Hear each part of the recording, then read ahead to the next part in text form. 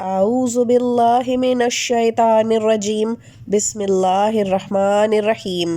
السلام علیکم سامعین گرامی، آج کا وظیفہ جو ہم آپ کو ہدیہ کر رہے ہیں یہ میاں بیوی کے لیے ہے۔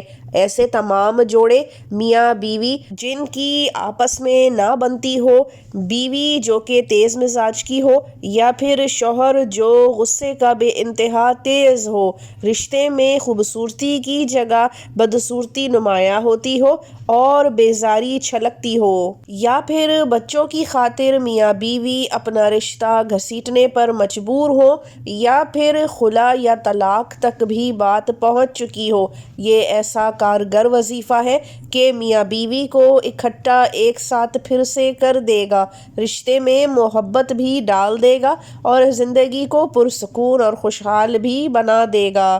یہ وظیفہ میاں بیوی آپس میں ایک دوسرے کے لیے بھی کر سکتے ہیں، ساتھ ہی اگر ناراضگی بہت بڑھ جائے تو میاں بیوی کے والدین یا بہن بھائی میں سے بھی کوئی ان کے لیے کر سکتا ہے اور پھر دعا کر لے۔ معزز سامعین گرامی، کہیں کہیں میاں بیوی ایک دوسرے کے مزاج کو سمجھ ہی نہیں پاتے اور ڈھلتے نہیں، اور کبھی کبھی نظریں بھی رشتے کو کھا جاتی ہیں۔ آج کل جہاں زندگی بہت تیز ہو گئی ہے اور موبائل جیسا ایک کھلونا ہاتھ میں آ گیا ہے سب کے، اور سوشل میڈیا پر سب اپنی زندگیوں کے خوبصورت پہلو ڈال دیتے ہیں، وہیں پر کمپلیکس انسان کو ختم کر دیتا ہے۔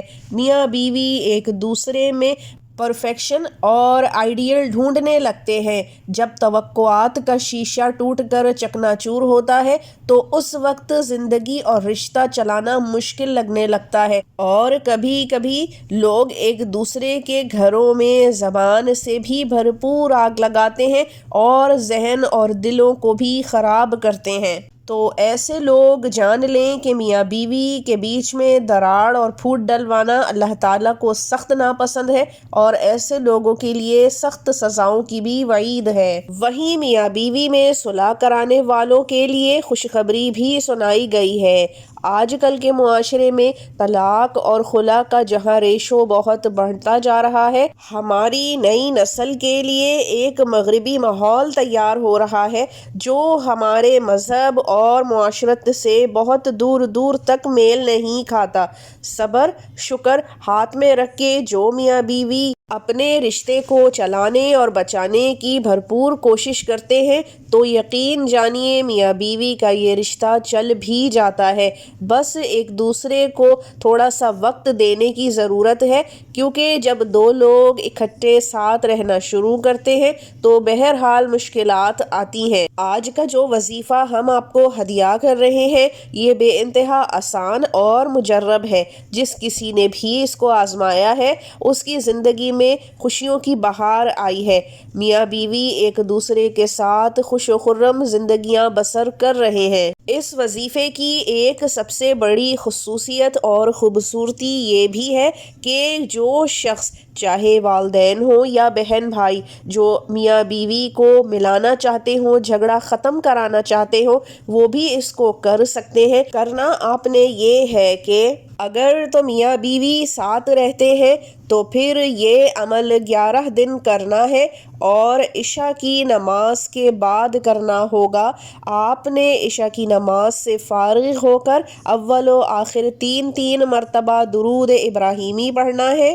اس کے درمیان میں 111 مرتبہ یا قدوسو یا سلامو پڑھنا ہے۔ اس کے بعد 11 مرتبہ سورہ فاتحہ پڑھنی ہے، 41 مرتبہ سورہ کوثر اور 33 مرتبہ سورہ اخلاص کو پڑھ لینا ہے، اور پھر پانی، شربت، دودھ کسی بھی چیز پر دم کر کے شوہر یا بیوی ایک دوسرے کو پلا سکتے ہیں۔ لیکن اگر آپ میاں بیوی کے قریبی رشتوں میں سے ہیں اور آپ پانی، دودھ، شربت وغیرہ پلا نہیں سکتے تو یہی وظیفہ آپ نے 21 دن کرنا ہے، اور پھر ہاتھ اٹھا کر اللہ تعالیٰ سے دعا مانگ لینی ہے۔ بے شک جو دوسروں کے لیے خیر مانگتے ہیں ان کو اللہ تعالیٰ بھی خیر سے ہی نوازتا ہے۔ اللہ تعالیٰ اس وظیفے کی برکت سے ہر میاں بیوی کی زندگی میں خوشیاں بھر دے اور ابد تک کا ساتھ بھی، آمین۔ اب ہمیں اگلی دفعہ تک کے لیے اجازت دیجیے، اللہ حافظ۔